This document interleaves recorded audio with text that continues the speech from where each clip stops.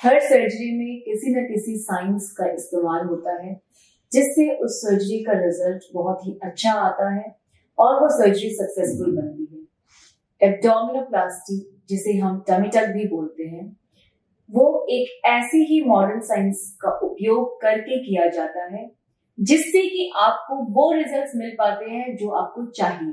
Hi, I am doctor प्रिया बंसल, एक board certified plastic surgeon हूँ मैं, और पिछले 12 से भी ज्यादा सालों से मैं प्लास्टिक सर्जरी प्रैक्टिस कर रही हूँ और अपने कई पेशेंट्स को उनके बॉडी चेंजेस अचीव करने में हेल्प करती आ रही हूँ।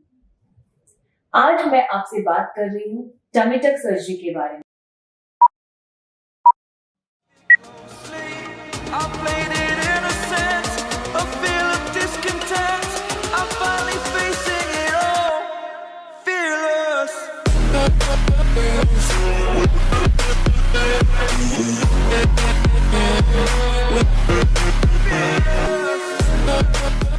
ये एक ऐसी सर्जरी है जो हमारी बॉडी का मेन फोकस एरिया, जो कि हमारी टमी है, एब्डोमेन है, उसको एक स्लीकर फर्वर शेप देने में हमारी हेल्प करती है। प्रेगनेंसी के बाद हर महिला में मोस्टली पेट के अराउंड बहुत सारा फैट इकट्ठा हो जाता है, बहुत सारी चर्बी इकट्ठी हो जाती है और उसके साथ ही साथ स्किन भी लटक जाती है, लूज हो जाती है।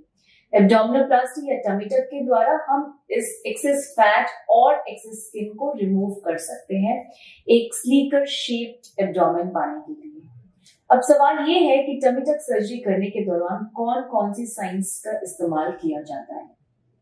सबसे पहले जब भी मैं टमी टक करती हूँ तो मेरा पहला स्टेप होता है लाइपोसक्शन। और लाइपोसक्शन में मैं क्या टेक्नोलॉजी यूज करती हूँ ये मैंने अपनी बहुत सारी वीडियोस में पहले भी एक्सप्लेन किया हुआ है। मैं यूज करती हूँ माइक्रोएयर और वेजर, और इन टेक्नोलॉजीज के बारे में और जानने के लिए आप मेरे प्रीवियस वीडियोस देख सकते हैं। माइक्रोएयर और वेजर यूज करके जो हम लाइपोसक्शन करते हैं उसमें बॉडी को ट्रॉमा यानी कि चोट कम लगती है और इस वजह से हम बेटर रिजल्ट दे पाते हैं क्योंकि हम बेटर लाइपोसक्शन कर पाते हैं। इस वीडियो में मैं एक और टेक्निक के बारे में आपसे बात करना चाहती हूँ जिससे कि टमी टक सर्जरी के रिजल्ट्स और बेटर होते हैं, जो हम अपने हर पेशेंट्स में करते हैं। प्रेगनेंसी के दौरान जैसे जैसे बच्चा ग्रो करता है वैसे वैसे बढ़ते हुए बच्चे को अकोमोडेट करने के लिए हमारी मसल्स स्ट्रेच होती है। ये जो मसल स्ट्रेच होती है इसमें मेनली जो हमारी मसल्स होती है मिड लाइन में वो है रेक्टस मसल्स। तो ये जो रेक्टस मसल्स है ये स्ट्रेच हो जाती है और जो उसकी बीच की लेयर है वो पतली हो जाती है, तो इसको बोलते हैं डाइवेरिकेशन ऑफ रेक्टाई, मसल्स का सेपरेट हो जाना बीच में से। और इसी वजह से डिलीवरी के बाद जो मदर्स होती है उनका एब्डोमेन फूला हुआ लगता है, साथ ही साथ स्किन लटकी हुई होती है।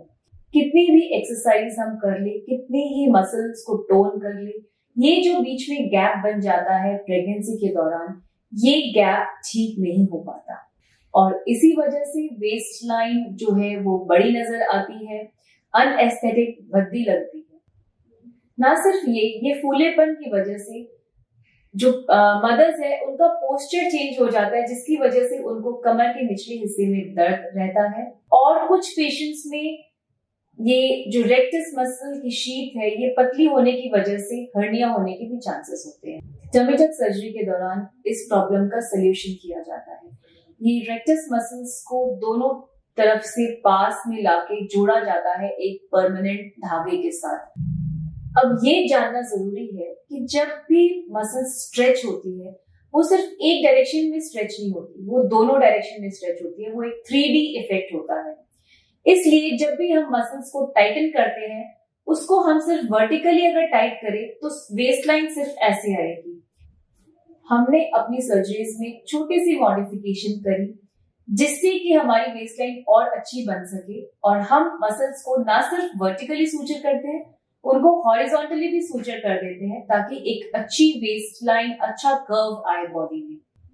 तो इस तरह से टमी टक सर्जरी के दौरान दोनों रेक्टस मसल्स को क्लोजली प्लेस कर दिया जाता है और उनके बीच का स्पेस कम कर दिया जाता है। हर्निया का खतरा ऑब्वियसली खत्म हो जाता है, बैक पेन कम हो जाता है और the added advantage is the waistline छोटी हो जाती है। जैसे कि मैंने बताया कि वर्कआउट से ये प्रॉब्लम सॉल्व नहीं हो सकती, क्योंकि मसल्स ऑलरेडी स्ट्रेच हो चुकी है, कितना भी आप उसको टोन करो वो गैप नहीं भर सकता। So tummy tuck surgery is the only solution जिससे कि आपको ये रेक्टस डायस्टेसिस से छुटकारा मिल सकता है, इसका इलाज हो सकता है। सो बेसिकली साइंस के पास हर परेशानी का समाधान है। आज मॉडर्न साइंस की वजह से प्लास्टिक सर्जरीज बहुत ही सेफ एंड सिक्योर हो गई है।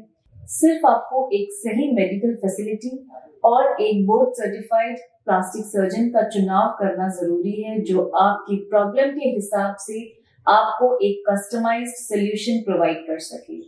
अगर आपके पास टमी टक सर्जरी से जुड़े और कोई भी सवाल है तो नीचे कमेंट सेक्शन में आप मुझे पूछ सकते हैं। मुझे खुशी होगी आपको और ज्यादा जानकारी देने में। मैं फिर आऊंगी एक और नया प्रोसीजर, एक और नया वीडियो लेकर। तब तक हंसते रहिए, मुस्कुराते रहिए और अपना ख्याल रखिए।